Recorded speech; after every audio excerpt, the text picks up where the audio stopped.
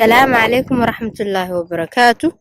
Kusoo dhawaada mar kaliya cashirkeennii iyo modal verb. Waxaa la isticmaalaa modal verb markaste marka lagu hadlaayo luqadda Jarmalka. Haddaba modal verbigu waa kuwan, waana 6 iyay ka kooban yihiin oo kala ah dürfen, können, mögen, sollen, wollen, müssen. Gebrauch der Modalverben. Goormaa loo baahan yahay isticmaalka modal verbiga? Wir verwenden die Modalverben im Satz, andere Verben zu verändern.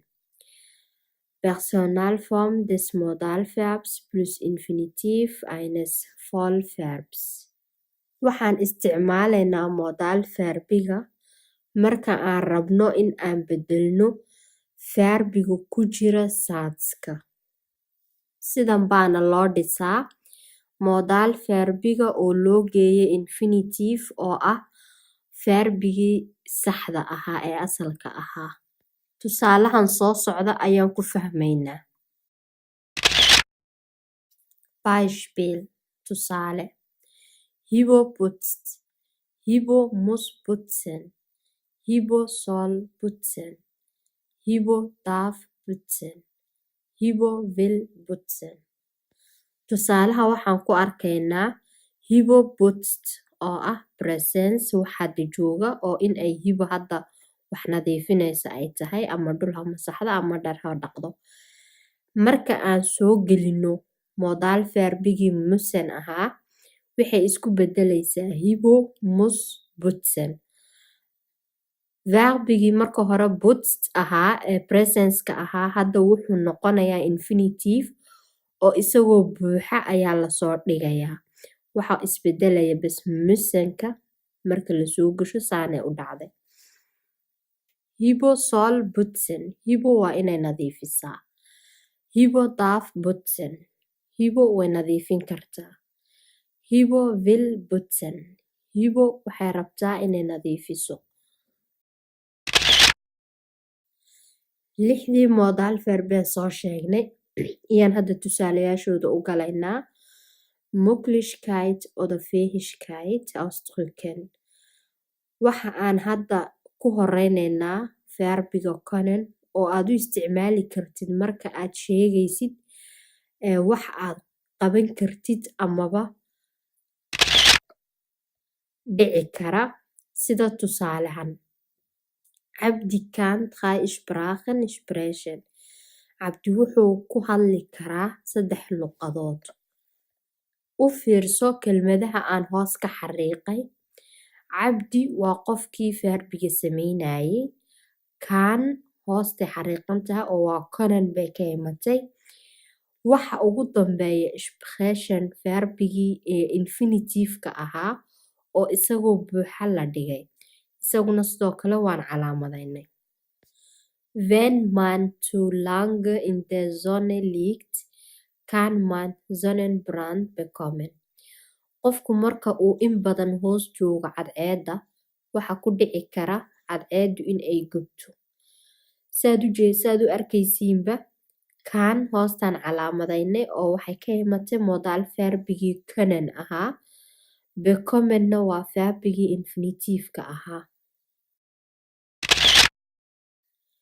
Gebot oder einen Zwang ausdrücken. Marka laga hadlaayo ay jumladu ka hadlayso wax amar ah amaba qasab kugu ah waxa la isticmaalayaa modal verbigii müssen-ka ahaa. Tusaalaha saanay u dhacayaan. Schüler müssen ihre Hausaufgaben machen. Ardaydu waa in ay soo sameysaa casharada loo dhiibay waa inay aqalka kaga soo shaqaysaa. Man muss viel trinken damit man gesund bleibt. Qofku waa in uu biyo badan cabaa si uu caafimaad u helo. Verpflichtung ausdrücken. Marka laga hadlayo wax waajib kugu ah in la sameeyo waxaa la isticmaalayaa modal verbiga ah sollen. Tusaale, man soll nicht lügen. Qofku maaha inuu been sheego. Du sollst nicht so spät ins Bett gehen. Adigu maaha in aad waqti dambe aad seexatid. Saad u arkaysiin, soll waxay ka imatay sollen, waa calaamadaynay, lügenna waa verbigii infinitive-ka ahaa. Sidoo kale zatska hoosena sidoo kale waan calaamadaynay. Erlaubnis erteilen. Waxaa la isticmaalaa modal verbigan doorfanka ah marka aad wax ogolaanaysid ama aad diidaysid. Tusaale, du darfst heute bis 7 Uhr draußen bleiben. Adiga maanta waxa lagu ogol yahay ilaa iyo 7 in aad dibadda iska joogtid. Man darf nicht lügen. Qofka looma ogolo inuu been sheego. Eine Absicht oder Bereitschaft. Modal verbigan wollenka waxaa la isticmaalaa marka laga hadlayo wax la rabo la sameynayo. Tusaale, ich will morgen nicht wieder mit dem Fahrrad zur Schule fahren. Ma rabo berri in aan ku tago baaskiilka iskuulka. Maulid hat gesagt, dass mir morgen helfen will. Maulid wuxuu yiri ama uu sheegay in uu berri i caawinayo. Wunsch oder Möglichkeit. Markaad wax dalbanaysid ama aad wax rabtid, waxaa la isticmaalayaa modal verbigan mögen ah. Tusaale, ich möchte gerne Pizza essen. Waxaan jeclaan lahaa inaan cuno pizza. Maulid mag keinen Käse. Maulid ma jecla keesaha. Gabagabadii cashirkeena waxaad arkaysiin waa taabeelle aan sameeyey oo aan ku qorqornay conjunctiongii modal verbiyaasha iyo pronomankii ahaa ich, du marka aad u isticmaalaysid say isku bedelayaan.